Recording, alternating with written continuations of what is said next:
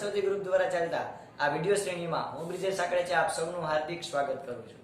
આપણે chapter number 1 આપણી આસપાસના દ્રવ્ય ભણતા હતા કે જેમાં આપણે દ્રવ્યની લાક્ષણિકતા, દ્રવ્યની અવસ્થાઓ અને ત્યારબાદ આપણે છેલ્લો જે સેશન હતો તેમાં તાપમાન વિશે ડિટેલમાં ચર્ચા કરી કે આપણે કોઈ પદાર્થ ઘન પદાર્થ હશે એને વધુ તાપમાન આપો તો એ કેમાં ફેરવાશે? પ્રવાહીમાં। પ્રવાહીને પણ વધુ તાપમાન આપો, ગરમી આપો તો એ કેમાં ફેરવાશે? વાયુ સ્વરૂપમાં। તો અહીંયા આપણે જેમ ટેમ્પરેચર વધારતા જઈએ તો એવી કઈ પ્રોસેસ થાય છે કે જેથી કોઈ એક અવસ્થામાંથી પદાર્થ બીજી અવસ્થામાં ફેરવાય।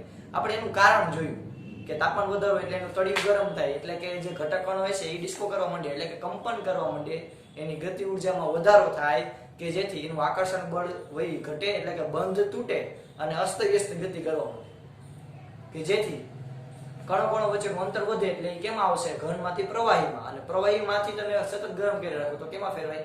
વાયુની અંદર। તો અહીંયા તમને એક વસ્તુ હજી સમજાવી છે કે ગલન બિંદુ સમજ્યા આપણે ઘણા કેટલી વસ્તુ સમજ્યા। ગલન કોને કહેવાય? તો કે જ્યારે કોઈ પદાર્થ છે એ ઘન અવસ્થામાંથી પ્રવાહી અવસ્થામાં રૂપાંતરણ થાય એ પ્રક્રિયાને શું કહેવાય? ગલન। જ્યારે કોઈ પદાર્થ ઘન અવસ્થામાંથી પ્રવાહી અવસ્થામાં રૂપાંતર પામે એને આપણે શું કહેશે? ગલન। ગલન બિંદુ કેને કહેવાય? તો કે જે તાપમાને એટલે તમે કઈક ગરમી આપશો તો જ પદાર્થ છે ઘનમાંથી પ્રવાહીમાં ફેરવાશે। તો જે તાપમાને પદાર્થ છે અથવા તો દ્રવ્યના કણો એ ઘનમાંથી પ્રવાહીમાં ફેરવાય એ તાપમાનને આપણે શું કહેશું? તે પદાર્થનું ગલન બિંદુ। આપણે એ પણ જોયું હતું કે જેના આકર્ષણ બળ એકદમ પ્રબળ હશે એનું ગલન બિંદુ ઊંચું હોય છે અને જેનું આકર્ષણ બળ એકદમ નીચું હશે એનું ગલન બિંદુ નીચું હશે। તો ત્યારબાદ હવે હું તમને જણાવું છું ગગુ કેને કહેવાય? ગગુ એટલે ગલન ગુપ્ત ઉષ્મા। ગલન ગુપ્ત ઉષ્મા કોને કહેવાય? ગલન ગુપ્ત ઉષ્મા। ગગુ એટલે શું? તો કે જો સમજો એક પ્રોસેસ મસ્ત સમજાવું છું। મારી પાસે એક પાત્ર છે, બરાબર? આ પાત્રની અંદર મેં બરફનો ટુકડો રાખી દીધો।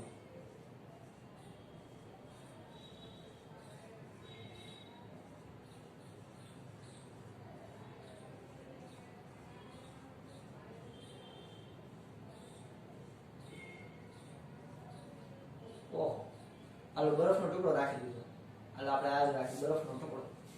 હવે આ જે બરફનો ટુકડો છે એને હું ગરમ કરું છું નીચેથી, જેથી મેં શું કર્યું? ગરમ કર્યું। તો થશે શું? તો કે આ જે છે આની અંદરનું આકર્ષણ બળ શું થાય? ઘટે, આપણને ખબર છે। હવે તું આનું જેટલી વાર ગરમ કરીશ ને એ દરમિયાન બરફનું ટેમ્પરેચર નહીં બદલે। ફોર એક્ઝામ્પલ બરફનું ટેમ્પરેચર હતું -4°C। આપણને ખબર જ છે જો પાણી છે, પાણી તમે ખાસ યાદ રાખજો વિદ્યાર્થી મિત્રો, પાણી છે, પાણી એ કયા સ્વરૂપમાં? પ્રવાહી સ્વરૂપે હોય। બે ટેમ્પરેચર ની અંદર પ્રવાહી સ્વરૂપે હોય। તો કે આપણે આગળ હમણાં ચર્ચા કરી હતી કે 0°C થી 100°C સુધી। 100°C થી તમે વધારે જાઓ, 100 થી વધુ, સોરી અહીંયા આવશે 100°C થી વધુ ટેમ્પરેચરમાં તમે જાઓ તો પાણી કેવું સ્વરૂપ ધારશે? તો કે વરાળ એટલે કે વાયુ સ્વરૂપે। જ્યારે 100°C થી નીચું ટેમ્પરેચર તમે લઈ આવો, -4, -5, -1, ત્યારે જે પાણી છે એ ઘન સ્વરૂપ ધરાવશે એટલે કે બરફ સ્વરૂપે આપણને જોવા મળશે। આપણને આટલી વસ્તુ પહેલા ખબર હોવી જોઈએ। તો અહીંયા આપણે જો આ જે બરફ છે એ મેં લીધો -4°C તાપમાન વાળો। આપણે એક્ઝામ્પલ લઈ લઈએ કે -4°C તાપમાન વાળો બરફ મારી પાસે છે। હું એને ગરમ કરીશ એટલે એનું તાપમાન વધતું જશે। ક્યાં સુધી વધશે? તો કે 0°C સુધી। હવે જેવું 0°C થશે એટલે આ જે ઘન પદાર્થ છે એ કેમાં કન્વર્ટ થવાની શરૂઆત થશે? કારણ કે આપણને કહો પાણીનું ગલન બિંદુ કેટલું છે? 0°C। આપણે આ પહેલાના સેશનમાં જોયું હતું કે પાણીનું ગબી છે, અહીં લખી નાખ્યું કે પાણીનું ગબી કેટલું છે? 0°C। તો અહીંયા 0°C આપણને તાપમાન મળી ગયું તો ત્યારે આ જે ઘન અવસ્થા છે એ કેમાં કન્વર્ટ થવાની શરૂઆત થશે? પ્રવાહી એટલે કે બરફનું હવે કેમાં રૂપાંતર થશે? પાણીની અંદર। કેમાં? પાણીમાં। હવે આ તમને શું મળશે? પાણી। આઈ રિપીટ, સૌથી પહેલા શું કર્યું તો કે જો પહેલા -4 સેલ્સિયસ બરફ હતો, આપણે એને ગરમ કર્યો, આપણે યાદ કરો ને પહેલાના સેશનમાં એક્ટિવિટી કરી હતી થર્મોમીટર દ્વારા. તો પછી આપણે આ જે પાણી છે બરોબર, સોરી બરફ છે -4 સેલ્સિયસ, એને આપણે ગરમ કર્યું, ક્યાં સુધી ગરમ થશે? 0 સેલ્સિયસ સુધી. જેવું 0 સેલ્સિયસ આવી ગયું એટલે પાણી છે એ બરફમાંથી કેમાં રૂપાંતર કરવાનું શરૂ થશે? પાણી સ્વરૂપ, પ્રવાહી સ્વરૂપ. તો પ્રવાહી સ્વરૂપમાં ફેરવાશે ત્યાં સુધીનું ટેમ્પરેચર T છે ને એ અચળ રહેશે, એટલે કે બદલાશે નહીં. એટલે કે એને બરફમાંથી પાણીમાં રૂપાંતર થવા માટે 5 મિનિટ લઈ ગઈ, તો તમે 5 મિનિટનું તાપમાન માપશો ને તો 0 સેલ્સિયસ જ રહેશે, 0 સેલ્સિયસ જ રહેશે. તો આપણને પ્રશ્ન થાય કે તો સાહેબ આ ઘનમાંથી પ્રવાહીમાં ફેરવાનું એટલે કે આકર્ષણ બળ તૂટ્યા અને કણો આગળ જતા ગયા અને ઘનમાંથી પ્રવાહીમાં ફેરવાનું, એ દરમિયાન ટેમ્પરેચર ન બદલવું જોઈએ. ફોર એક્ઝામ્પલ, મેં બરફના ટુકડા લીધા કોઈ પાત્રમાં, મેં ગરમ કર્યું તો 10 મિનિટની અંદર એ જે આખું બરફ હતો, બરફનો ટુકડો, એ 10 મિનિટની અંદર એ કેમાં ફેરવાળો? પૂરેપૂરો પ્રવાહીમાં, પાણી સ્વરૂપમાં ફેરવાળો. તો જે 10 મિનિટનું તમે ટેમ્પરેચર માપો ને તો એક સરખું જોઈએ, કેટલું? 0 સેલ્સિયસ.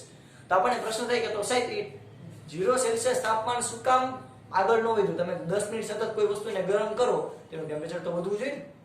તો અહીંયા જે તમે ઉષ્મા આપી, ગરમી આપી, એ 0 સેલ્સિયસ નું 0 સેલ્સિયસ જ રહ્યું, જ્યાં સુધી સંપૂર્ણ પ્રવાહી ન થયું ત્યાં સુધી. તો જે આ વચ્ચે તમે ગરમી આપી, ગરમી ગઈ ક્યાં? આપણને પ્રશ્ન થાય.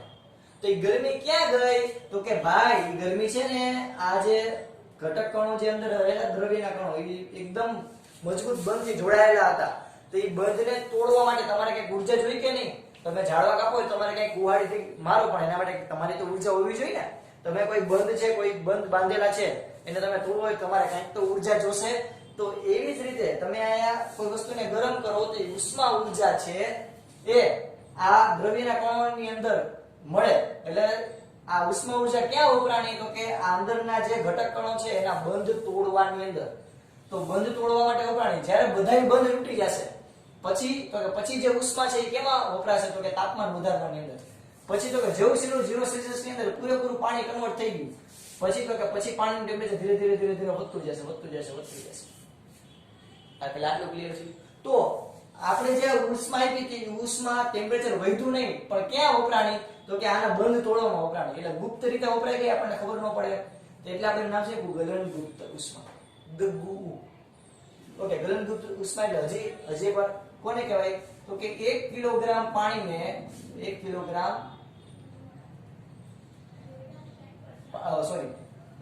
પાણીને થોડી બરફ આવશે ને 1 કિલોગ્રામ બરફના ટુકડાને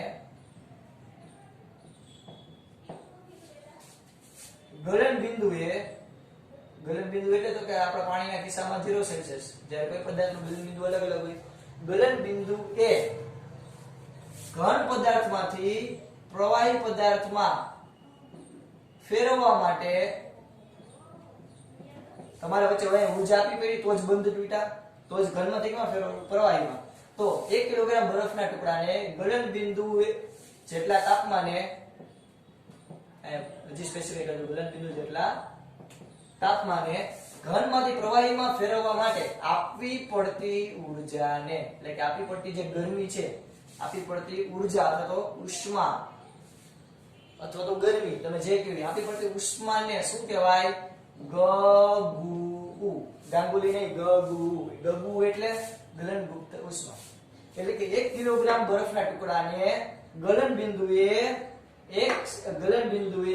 ઘન સ્વરૂપમાંથી પ્રવાહી સ્વરૂપમાં ફેરવવા માટે તમારે જે ઊર્જા આપી પડી એને શું કહેશે? ગલનગુપ્ત ઉષ્મા. ઓકે, આ ગલનગુપ્ત ઉષ્મા છે. ગલનગુપ્ત ઉષ્મા, બરફની ગલનગુપ્ત ઉષ્મા. તમારે ટૂંકમાં નથી લખવાનું, તમારે પૂરેપૂરું લખવાનું છે. બરફની ગલનગુપ્ત ઉષ્મા 3.35 ગુણ્યા 10⁵ જૂલ પ્રતિ કિલોગ્રામ. એટલે કે 1 કિલોગ્રામ બરફના ટુકડાને તમારે ઘન અવસ્થામાંથી પ્રવાહીમાં ફેરવવા માટે તમારે કેટલી ઉષ્મા આપવી પડશે? તો કેટલી ગરમી આપવી પડશે? તો કે 3.35 ગુણ્યા 10⁵. આટલી બધી તમે ઊર્જા આપો ત્યારે આ જે બરફ છે એ કેમાં કન્વર્ટ થાય? પ્રવાહીમાં કન્વર્ટ થાય. એટલે આપણને એવું લાગે કે આપણે જે ગેસ દ્વારા જે ગરમી આપી ઓછી આપી, હકીકતમાં તમે બહુ વધારે ગરમી આપો ત્યારે એ બરફમાંથી કેમાં કન્વર્ટ થાય? પાણીની અંદર. બરોબર? તો આ થઈ આપણી ગલનગુપ્ત ઉષ્મા. ઓકે વિદ્યાર્થી મિત્રો, ફટાફટ બધાને 2 મિનિટનો ટાઈમ આપું છું. બધા ફટાફટ લખી લ્યો, સ્ક્રીનશોટ પાડી લ્યો.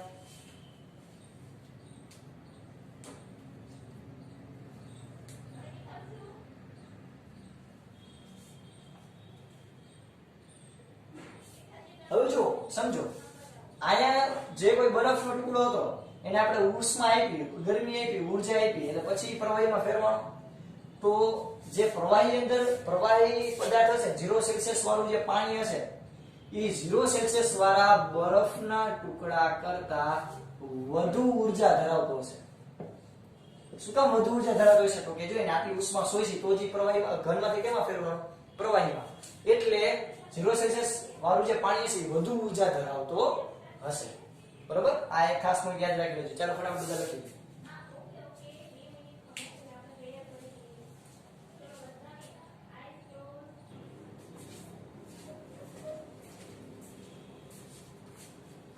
ઓકે ચાલો હવે જોઈએ આપણે ઉત્કલન બિંદુ કોને કહેવાય.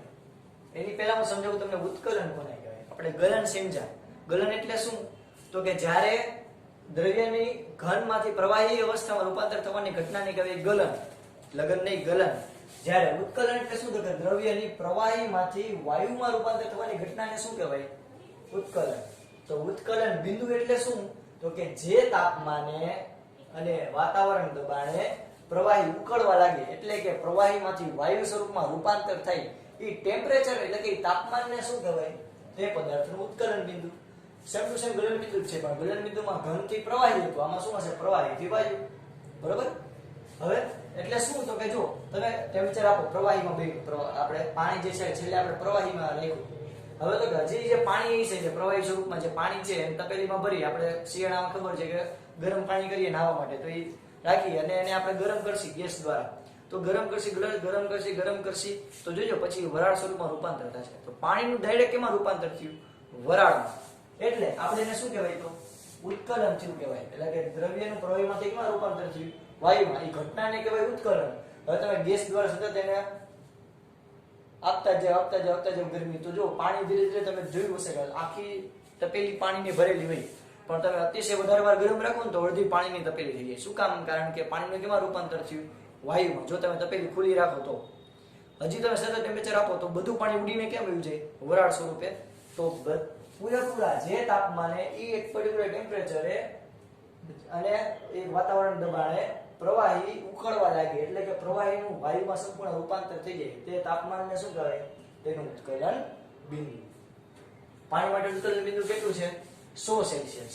ઓકે, 100 સેલ્સિયસ છે અને મારે કેલ્વિનમાં ફેરવવો હોય તો યાદ કરો આપણું સૂત્ર શું હતું? તો કે જ્યારે મારે સેલ્સિયસ ને કેલ્વિનમાં ફેરવવું હોય ત્યારેનું સૂત્ર શું હતું? તો કે ત્યારેનું સૂત્ર હતું ઇઝ ઇક્વલ ટુ, તમને જે તાપમાન આપ્યું હોય સેલ્સિયસમાં E પ્લસ 273.16 કેલ્વિન. તો અહીંયા મને 100 સેલ્સિયસ આપ્યું છે, તો મારે એને કેલ્વિનમાં ફેરવવું હોય તો હું શું કરીશ? 100 પ્લસ 273.16 કેલ્વિન. એટલે કે આ બેનો સરવાળો કરું કેટલું થાય? 373.16 કેલ્વિન. તો પાણીનું ઉત્કલન બિંદુ તમને કેલ્વિનમાં પૂછે તો 373.16 કેલ્વિન અને સેલ્સિયસમાં પૂછે તો 100 સેલ્સિયસ. બરાબર? ચાલો હવે આપણે ઓલું ગગવું જોઈએ. યાદ કરો, ગગવું એટલે શું? તો કે ભાઈ ઘન અવસ્થામાંથી, એટલે કે બરફને તમે પાણીમાં રૂપાંતર કરો, તો તમે જ્યારે બરફનું પૂરેપૂરું પાણીમાં રૂપાંતર ન થાય ત્યાં સુધી પાત્રમાં ટેમ્પરેચર વધતું નથી. તો તમે જે ગરમી આપો છો એ ગરમી ક્યાં ગઈ? તો કે જે બરફ હતો એના જે દ્રવ્યના કણ હતા એકદમ નજીક, એના બંધ તોડવામાં એ ઊર્જા વપરાઈ ગઈ, કે જેને આપણે કહેવાય ગલન ગુપ્ત ઉષ્મા. એવી જ રીતે ઉગવું એટલે તો કે ઉત્કલન ગુપ્ત ઉષ્મા. ઉત્કલન ગુપ્ત ઉષ્મા એટલે શું? તો કે એને બાષ્પીભવન ગુપ્ત ઉષ્મા તરીકે પણ કહેવામાં આવે છે. એટલે શું થાય? તો કે 1 કિલોગ્રામ પ્રવાહીને, આ 1 કિલોગ્રામ પ્રવાહીને, આ મારી પાસે કેટલું? તો કે 1 કિલોગ્રામ પ્રવાહી હોય, 1 કિલોગ્રામ પ્રવાહીને એક વાતાવરણ દબાણ, એટલે કે નોર્મલ આપણું જે એટમોસ્ફેરિક પ્રેશર હોય ત્યારે, અને ઉત્કલન બિંદુ જેટલા તાપમાન, એટલે કે હું મીણબત્તીથી અથવા તો ગેસથી તાપમાન આપતો જાવ કેટલું? તો કે 100 સેલ્સિયસ તાપમાન આપું. કારણ કે પાણીનું ઉત્કલન બિંદુ કેટલું છે? 100 સેલ્સિયસ. તો ઉત્કલન બિંદુ જેટલા તાપમાને પ્રવાહીનું કેમાં રૂપાંતર થાય? વાયુમાં રૂપાંતર કરવા માટે. પ્રવાહીનું કેમાં રૂપાંતર કરવા માટે? તો કે 100 સેલ્સિયસ વાયુ માં રૂપાંતર કરવા માટે તમારે જે ઊર્જા આપવી પડે એ ઊર્જાને શું કહેવાય? ઉત્કલન ગુપ્ત ઉષ્મા. બરોબર? પાણીની ઉત્કલન ગુપ્ત ઉષ્મા કેટલી હશે? તો કે 2.259 ગુણ્યા 10⁵ જૂલ પ્રતિ કિલોગ્રામ. એટલે કે 1 કિલોગ્રામ પ્રવાહી હોય આપણી પાસે, 1 કિલોગ્રામ તપેલીની અંદર આપણે 1 કિલોગ્રામ પાણી લીધું હોય ને, તો એનું તમારે પ્રવાહીમાંથી વાયુમાં રૂપાંતર કરવું તેના માટેની ઊર્જા કેટલી જોઈએ? તો કે 2.259 ગુણ્યા 10⁵ જૂલ. એટલે વિચાર કરો ઘણી બધી ઉષ્મા જોઈએ. બરોબર? તો જાણીએ આપણે આટલી બધી ઉષ્મા આપણે પાણીને આપીએ છીએ. પાણીને બરફમાં ફેરવવા માટે પણ, બરફને પ્રવાહીમાં ફેરવવા માટે પણ, અને પ્રવાહીને વાયુમાં ફેરવવા માટે પણ આપણને આનો ખ્યાલ પણ નથી. વિચાર કરો આપણે કેટલી બધી ઉષ્મા આપીએ છીએ. બરોબર? તો આ થઈ આપણું ઉત્કલન ગુપ્ત ઉષ્મા, ઉત્કલન પાણી માટે, ઉત્કલન બિંદુ, ઉત્કલન ગુપ્ત ઉષ્મા અને પાણીની ઉત્કલન ગુપ્ત ઉષ્મા વિશેની ચર્ચા. ચાલો બધાને 2 મિનિટનો ટાઈમ આપું છું. બધા ફટાફટ આ તમારી બુકની અંદર નોંધી લ્યો. બરોબર? ચાલો ત્યાર પછી આપણે આગળ વધીએ.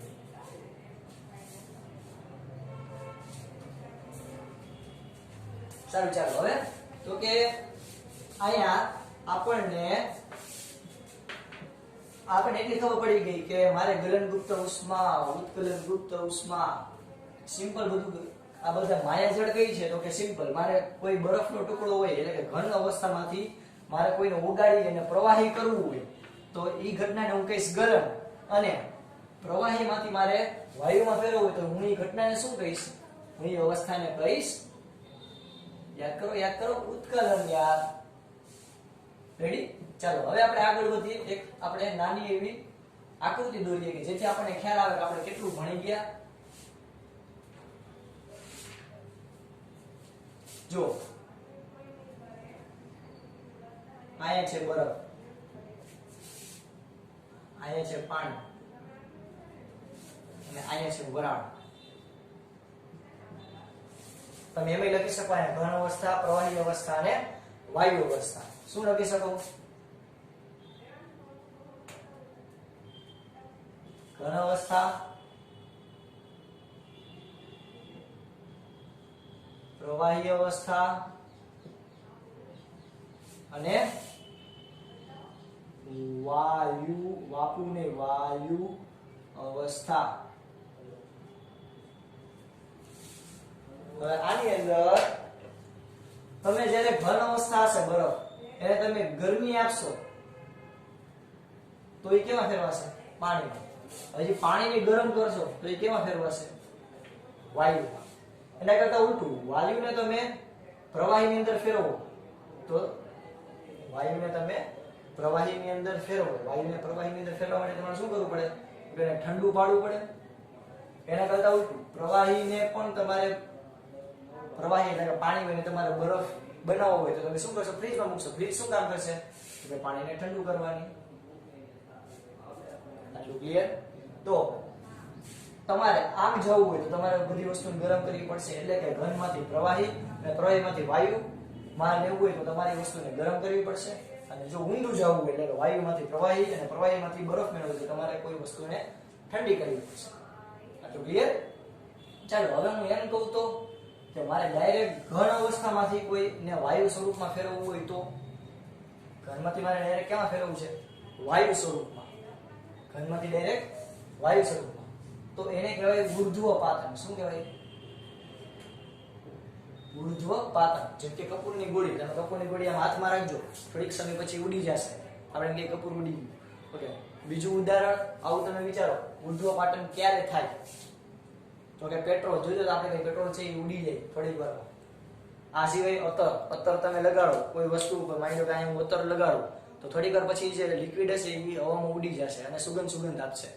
તો જે ઘન અવસ્થામાંથી અથવા તો પ્રવાહી અવસ્થામાંથી ડાયરેક્ટ કેમાં ફેરવાનું? વાયુ સ્વરૂપમાં. આપણે એને કેવું કહીએ? ઉર્ધ્વપાતન.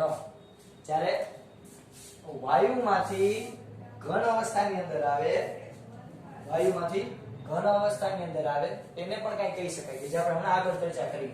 તો ઘન અવસ્થામાંથી વાયુ આપણે કેવી રીતે મેળવ્યું? કોઈ વસ્તુને ગરમ કરતા ઘનમાંથી આપણે પ્રવાહીમાંથી વાયુ આપણે છેલ્લે ક્યારે મેળવી? અત્યારે ઉર્ધ્વપાતન ભૂલી જઈએ. ઘનમાંથી પ્રવાહીમાંથી વાયુ છેલ્લે આપણે મેળવવું હોય તો આપણે શું કરીએ? તો સતત વસ્તુને ગરમ કર્યું અને વાયુમાંથી મારે છેલ્લે ઘન જોતું હોય તો મારે શું કરવું પડશે? કોઈ વસ્તુને ઠંડી કરવી પડશે. બરોબર વિદ્યાર્થી મિત્રો? ચાલો ફટાફટ આટલું તમે નોંધી લો તમારી બુકમાં.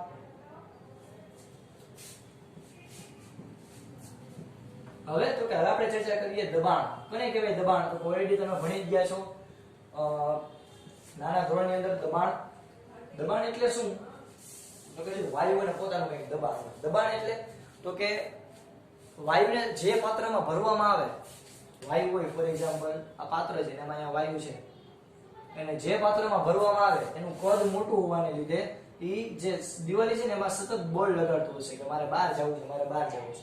એનું બેસ્ટ એક્ઝામ્પલ મેં તમને આને પહેલા પણ કીધું હતું કે આપણી જે સાયકલ હશે એની ટાયર હશે, એની અંદર ટ્યુબ હશે, એ ટ્યુબની અંદર જે તમે હવા ભરો છો તો તમે જોજો ક્યારેય પણ પંચર થાય એટલે કે ક્યાંકથી ઈ ટ્યુબ તૂટે, છિદ્ર થાય તો એ છિદ્ર મારફતે હવા બહાર આવે. શું કામ બહાર આવે? તો કે સતત ટાયર જે છે એની સપાટી ઉપર હવા બળ લગાડતી હોય મારે બહાર જવું, મારે બહાર જવું. જો ક્યારેક વાલ્ગુલો પણ ઢીલો હોય તો તરત હવા બહાર આવી જાય. ક્લિયર? તો સતત વાયુ જે છે એ સપાટી પર બળ લગાડતું હશે તો એને કહેવાય દબાણ. દબાણ એટલે શું? તો કે એકમ ક્ષેત્રફળ દીઠ લાગતા બળને દબાણ કહેવાય. એકમ ક્ષેત્રફળ દીઠ લાગતા બળને કહેવાય દબાણ. ઓકે, ક્ષેત્રફળ દીઠ લાગતા બળને કહેવાય દબાણ. એટલે એટલી ચર્ચા કરી. ઓકે, દબાણનો SI એકમ, દબાણનો SI એકમ શું છે? તો કે દબાણનો SI એકમ છે બળને એકમ છે ન્યૂટન, ક્ષેત્રફળનો એકમ છે એરિયા. એરિયાનો એકમ શું છે? Metre square. એટલે કે આનો SI એકમ છે ન્યૂટન પ્રતિ મીટર સ્ક્વેર. અથવા તો આનો બીજો એકમ છે પાસ્કલ. શું છે? કારણ કે પાસ્કલ નામના વૈજ્ઞાનિકે દબાણ પણ ઘણી બધી રિસર્ચ કરેલી છે જેના માનમાં આપણે એનો એકમ રાખીએ છીએ પાસ્કલ. તો સિમ્પલ નોર્મલ એક એટમોસ્ફેરિક પ્રેશર એટલે કે ATM એટમોસ્ફેરિક પ્રેશર એટલે કે એક વાતાવરણ દબાણ. વાતાવરણ દ્વારા આપણા ઉપર દબાણ લાગે છે તો એક વાતાવરણ દબાણ બરાબર કેટલું થાય? તો કે 1.01 ગુણ્યા 10⁵ પાસ્કલ.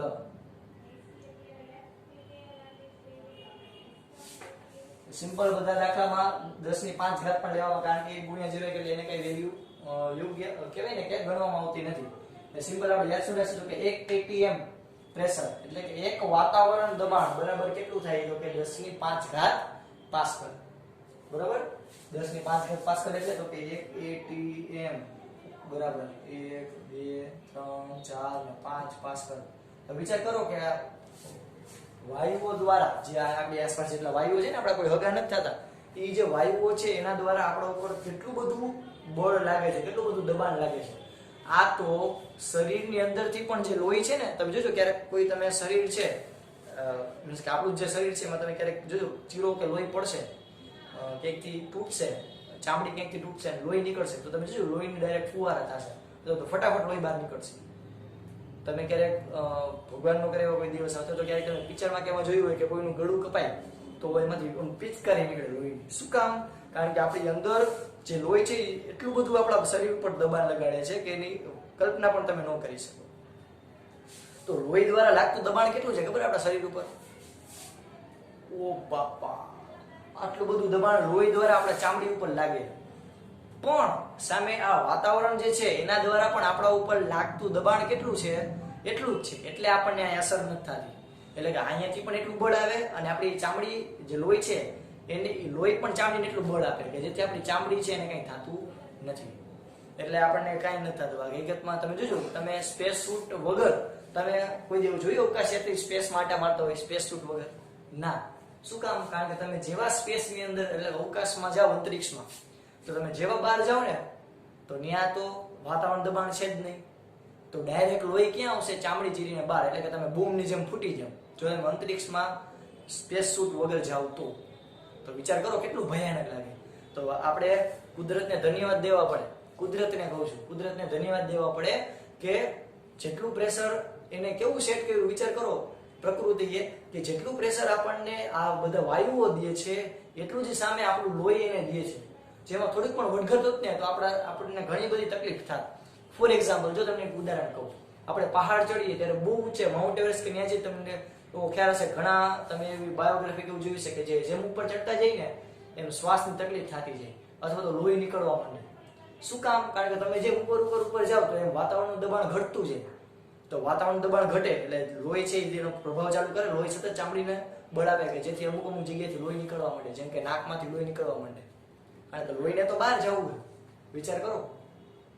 રેડી? એટલે આપણે અહીંયા અત્યારના છીએ નોર્મલ ટેમ્પરેચરે જમીનની સપાટી ઉપર, એટલે આપણને જેટલું વાતાવરણ દબાણ લાગે એટલું જ આપણું અંદરથી લોહીનું દબાણ લાગે કે જેથી બે સંતુલિત થઈ જાય. બરાબર? તો આપણે ચર્ચા આ કરતા હતા 1 atm એટલે કે 1 એટમોસ્ફિયરિક પ્રેશર, એક વાતાવરણ દબાણ બરાબર કેટલું થશે? 10 ની જનરલી આપણે આને લખીશું 10 ની 5 ઘાત પાસ્કલ, અથવા તો તમે આને એમ પણ કહી શકો, પ્યોર તમને ચોખ્ખો આંકડો કહું તો થાય 1.01 ગુણ્યા 10 ની 5 ઘાત પાસ્કલ. બરોબર વિદ્યાર્થી મિત્રો? આપણે આયા સુધી આજે રાખીએ છીએ. આજે જેટલું પણ કરેલું છે એ તમારે કેટલી વાર કરવાનું રહેશે? 2 વાર. એકવાર બાકી બુકમાં, એકવાર રફ બુકમાં. બાકી બુકમાં લખો, પછી એકવાર વાંચવાનું, પછી રફ બુકમાં મોઢે લખવાનું. બરોબર? ઓકે. જય ભારત, જય Hind. Physics is a life.